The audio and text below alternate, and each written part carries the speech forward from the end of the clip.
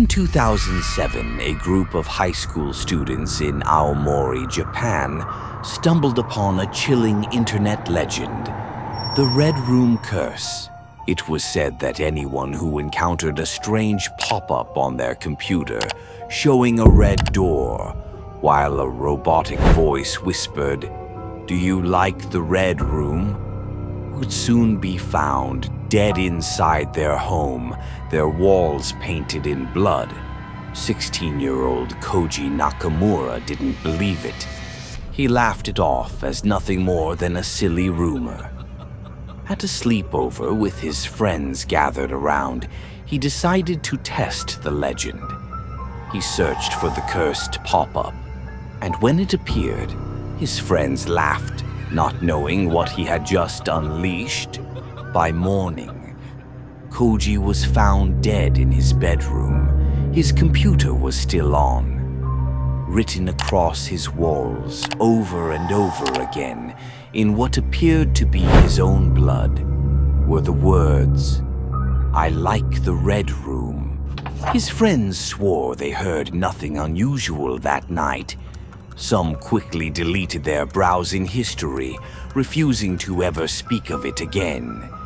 No fingerprints were found. The official cause of death was listed as blood loss from self-inflicted wounds. But the strange, deliberate patterns of writing raised unsettling doubts. Since then, the Red Room ritual has become a dark legend among internet explorers. Authorities have never confirmed whether the cursed pop-up is real or just a twisted digital illusion. But even today, whispers continue.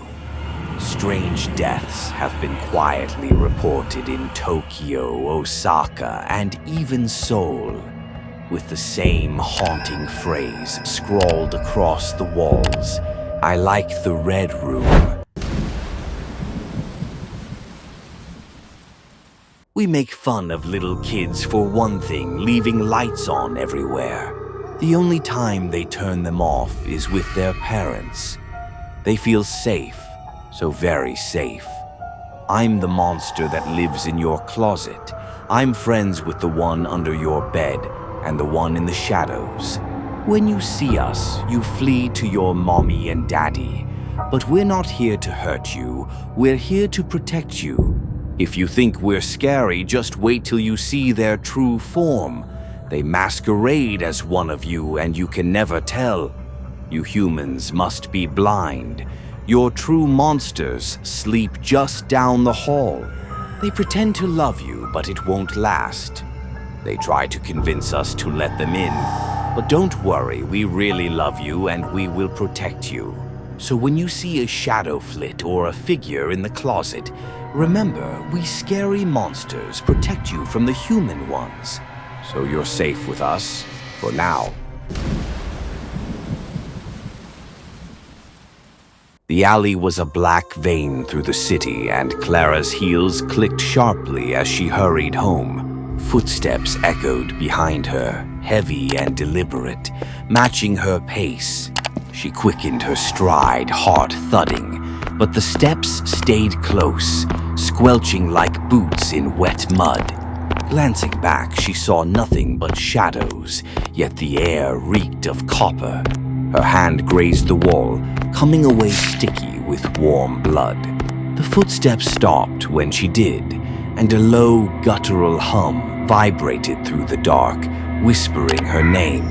Clara ran, breath ragged, the footsteps now thundering, splashing through puddles that glistened red under flickering streetlights. Something grabbed her coat, yanking her back, and she screamed, swinging her purse wildly.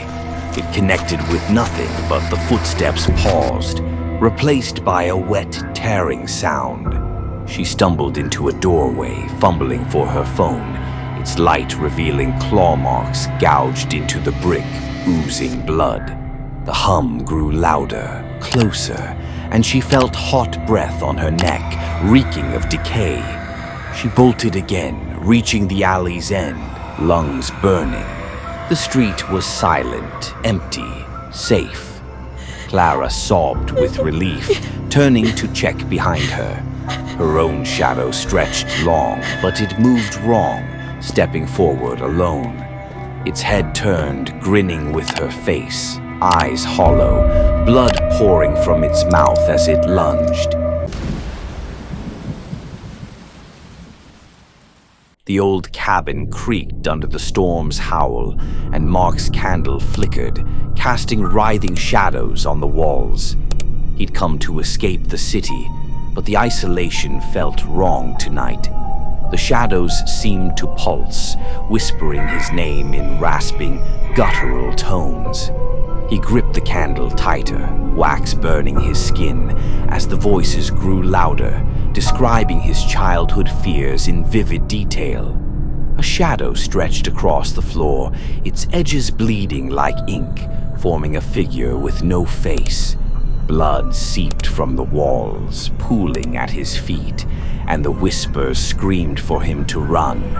Mark bolted for the door, heart hammering, but the shadows moved faster, coiling around his ankles like cold, slick hands.